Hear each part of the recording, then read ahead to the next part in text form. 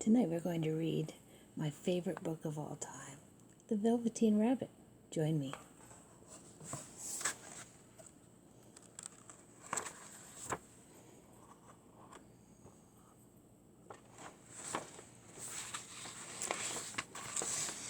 There once was a Velveteen Rabbit. In the beginning, he was really splendid. His coat was brown and white, and his ears were lined with pink satin. On Christmas morning, he waited in the boy's stocking. For at least 2 hours, the boy loved him. And then, in the excitement of looking at all the new presents, the Velveteen Rabbit was forgotten.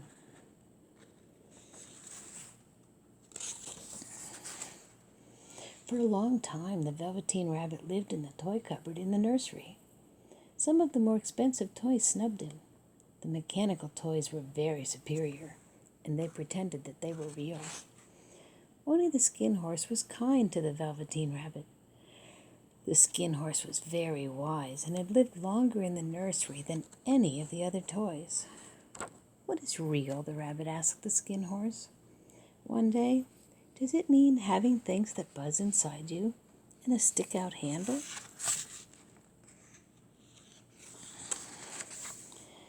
"Real isn't how you're made," said the Skin Horse. "It's a thing that happens to you when a child really loves you, and then you become real." "I suppose you're real?" asked the rabbit. "The boy's uncle made me real many years ago," the Skin Horse said. "But once you are real, it lasts always." The rabbit sighed. He thought it would be a long time before his magic thing called real happened to him.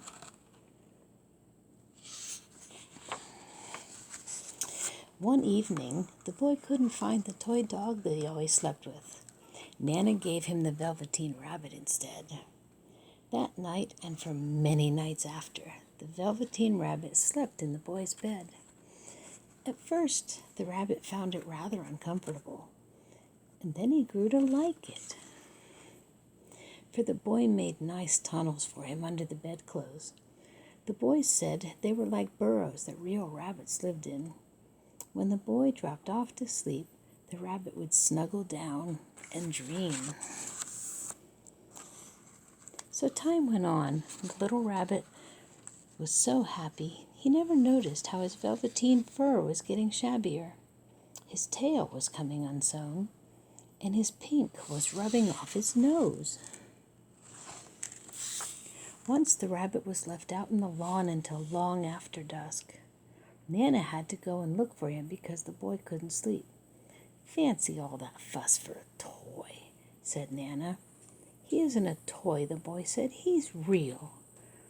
And when the little rabbit heard that, he was so happy.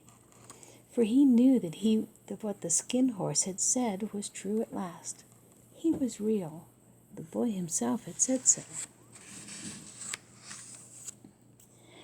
One summer evening, the rabbit saw 2 strange beings creep out of the woods. They were rabbits like himself. They must have been very well made, for their seams didn't show, and they changed the shape when they moved. "Why don't you get up and play with us?" one of them asked. "I don't feel like it," said the Velveteen Rabbit.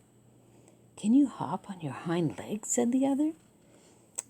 "I don't want to," answered the Velveteen Rabbit.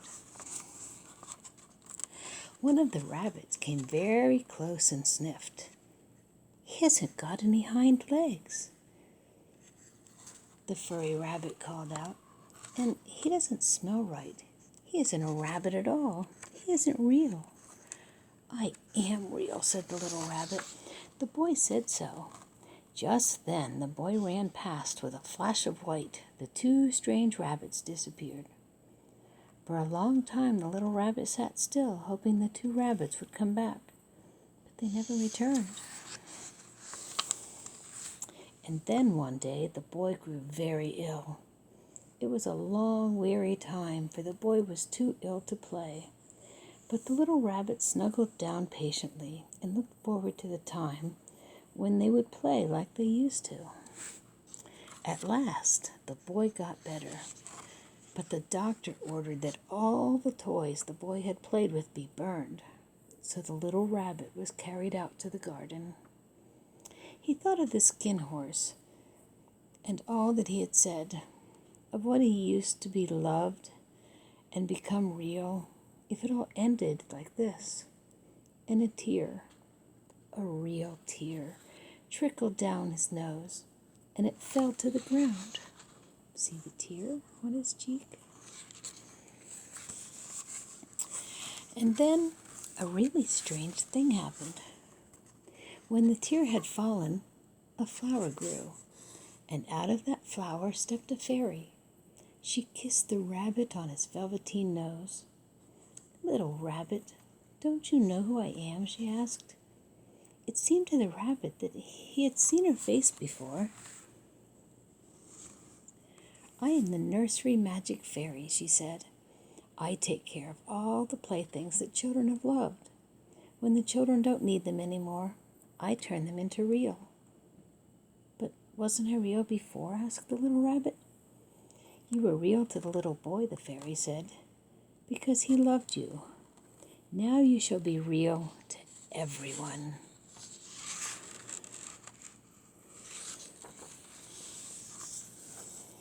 The fairy took the rabbit and flew to the woods, and there in a clearing the wild rabbits danced.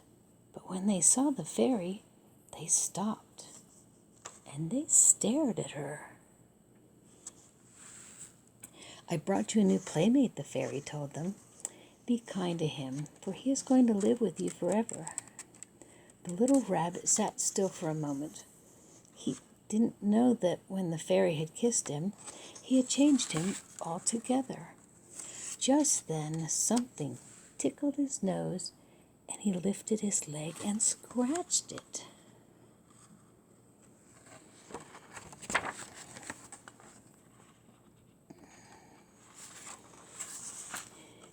And he found out that he had actually had hind legs instead of velveteen.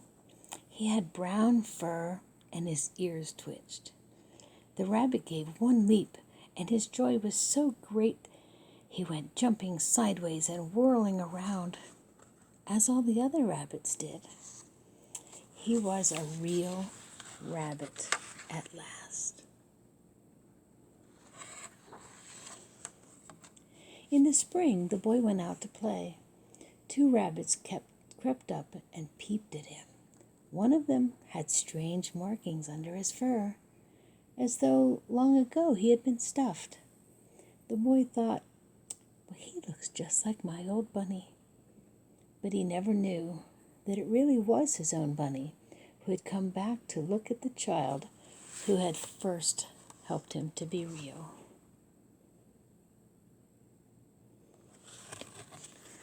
Thanks for sharing my story.